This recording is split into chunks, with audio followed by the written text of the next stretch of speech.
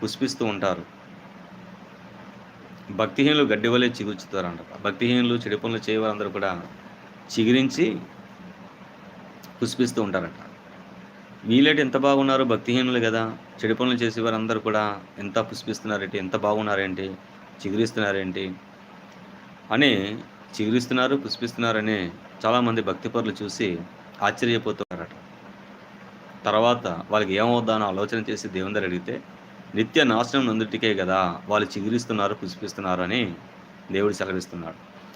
అది మనం తెలుసుకొని, వాళ్ళ నాశనం నిత్య నాశనానికి, నరకానికి వెళ్ళిపోతున్నారని మనం తెలుసుకొని, ఈ భక్తిహీనులు పుష్పించినా, అలాగే చెడు పనులు చేయవారు పుష్పించినా, చిగిరి భక్తిహీనులు గడ్డి వలె చిగిరించినా, చెడు పనులు చేయవారు పుష్పించినా, మనం వాళ్ళని చూసి అసహించుకోకూడదు.